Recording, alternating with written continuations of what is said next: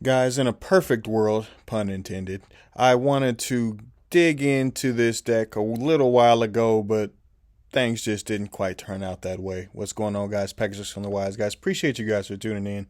And in this video, we wanted to talk about Utopia. It is a really cool, really powerful rogue deck. I don't think it's quite meta, but it's very, very interesting. And without further ado, let's jump into some combos. Gonna be doing a lot more combo videos, guys. We've had a lot of different videos going on the page. We got to get back to some of these combos because I love them. Ascended Sage and Armed Sage is the first combo that I wanted to touch on. Of course, this is the new Utopia artwork. I think it's actually pretty cool. And obviously, with the materials that you actually have with the Ascended Sage and the Armed Sage, you get to actually search out a rank spell, as well as a ZW, a Zexal weapon, for those that may not understand that. And then, of course, after that, you get to overlay more Utopia cards and then activate that same exact rank up spell that you just searched based off of the Ascended Sage to then go into the new card, number 99, Utopia Dragonar. By detaching two materials, of course, you get to summon a number monster in between 1 and 100. This is always treated as C39. This is why you can summon Utopia Ray. And then, of course, the rank up spell, which is a new card as well, obviously gets to reattach from the graveyard at any point. And then the Utopia Ray, that's always treated as the C39, gets to attach a Zexal weapon from the deck. And then, of course, you have the other Zexal weapon that you searched earlier in the turn. When you pass to your opponent, you then get to detach two more materials. Of course, this card specifically and this card specifically both do entirely separate things.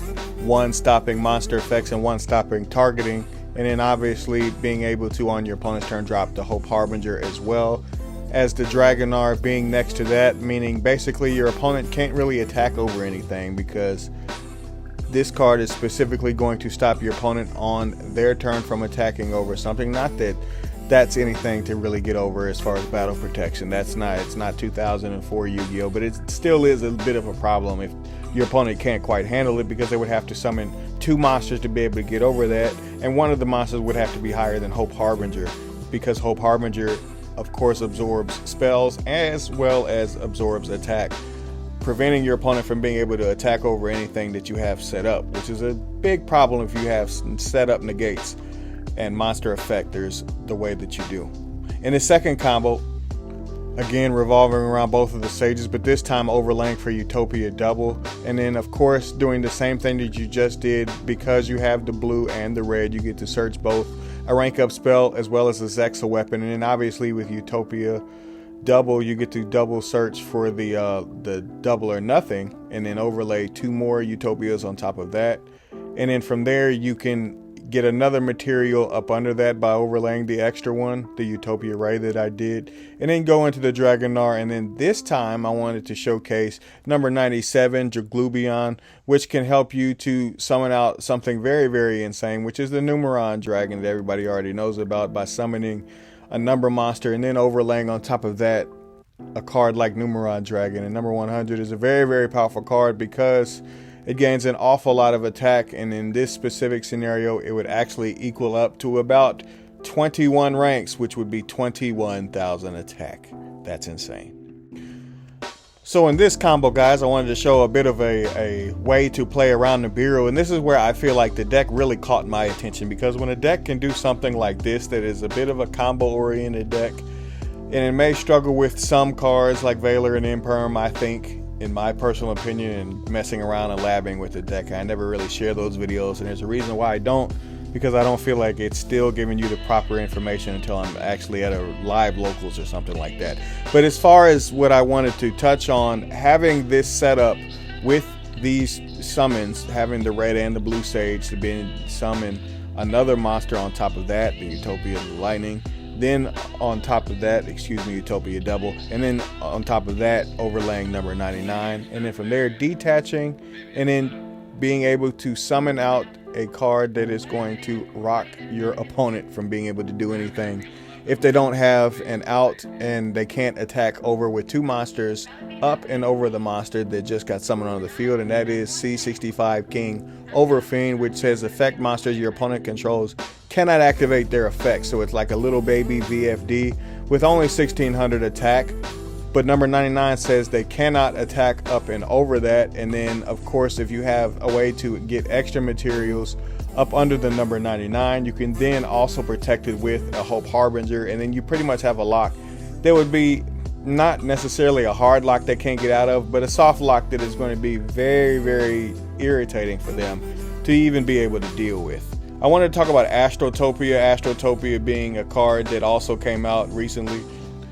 Astrotopia allows you to add an XYZ, an Automat, a spell or trap with numbers in it, obviously, and then the Zexal field spell is going to be a target, as well as the Automata pickup, and then obviously the connection. There's probably a hell of a lot more cards. Like Zexal Force is an obvious choice as well. I don't even know if you necessarily need this card, but I definitely am going to try to showcase a combo.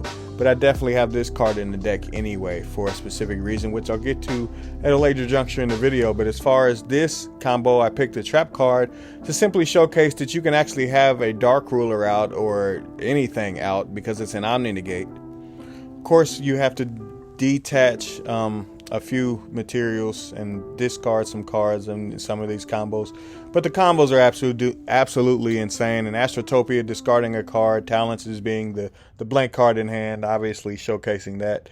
And then from there, the same combo that I pretty much showcased earlier, it's summoning out Utopia Ray, the ultimate version, and then obviously grabbing a Zex weapon out of the deck the same way by detaching the rank up spell that can attach itself from the grave onto your monster, and then being able to pick either one of the Zexa weapons. I don't think the other ones are really relevant, but you can look at them in your spare time, and I'll have them in the deck skeleton, I guess.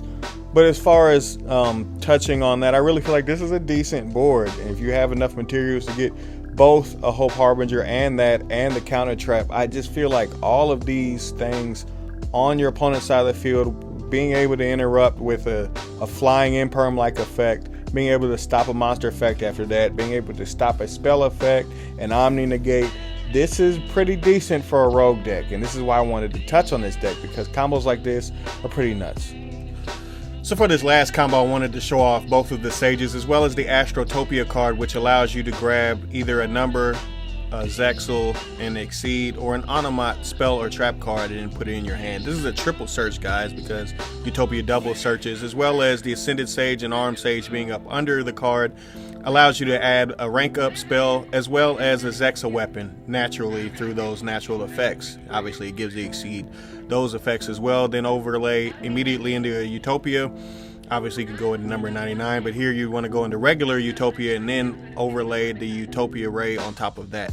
As far as special summoning out the Astrotopia, that allows you to grab the Automat stuff and then pretty much leap into that by being able to dump a card. You get to search out Utopic Onomatopoeia and Glove, which you can remember from the Adamantipator days.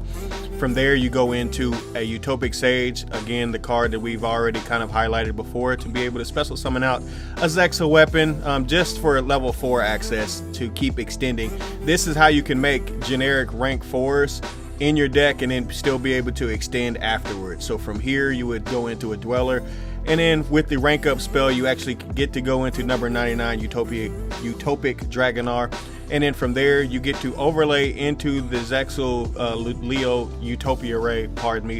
And then obviously this would be your inboard, which would be rather decent. A Dweller to turn off the graveyard.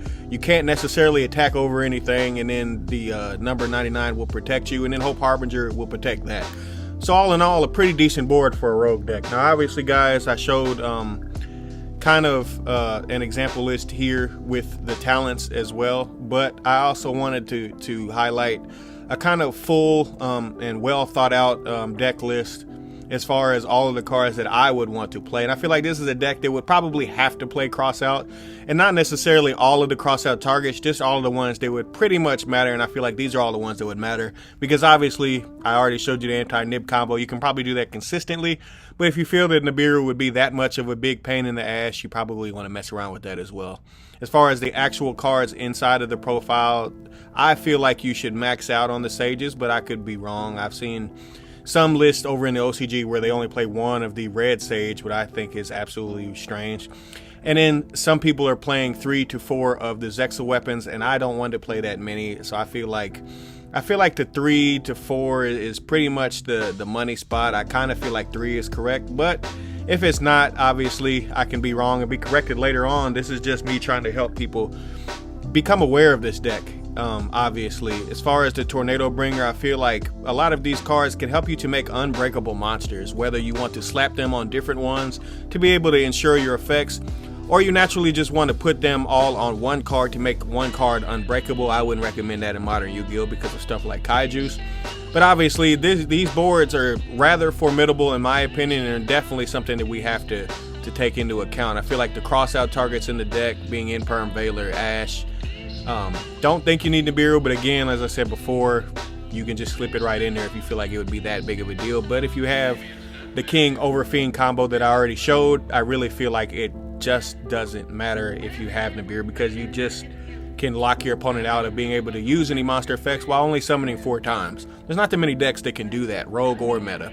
So this is why I wanted to, again, point this deck out. This deck is rather interesting.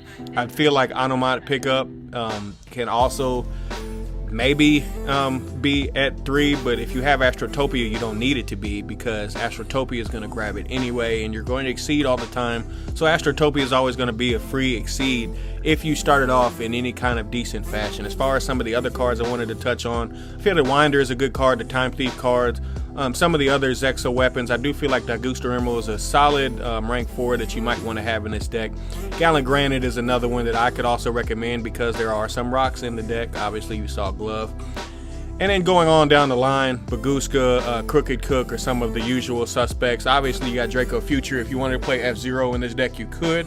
I really feel like Megaclops is a card. Mine, Droplet, Talents, Entrust is an interesting card because it's type specific to the archetype, and it's a Zexal card that can help you grab specific cards out of your deck that you may need. Shade Brigandine is a really powerful option right here, and then obviously Lancelot being an Omni Negate, technically, by being able to be summoned off of number 99 is definitely something I would recommend. But as far as the extra deck, I feel like it's really succinct how many spots that you have, and you have to really make choices and careful choices on what exactly you want to play. And I really feel like the Draglubion stuff to be able to go into just wiping your opponent out with the Numeron stuff. I feel like the Math Mech Exceed, I didn't really highlight it in any combos, but it's really, really easy to explain, and I can do another one if people need to see that card.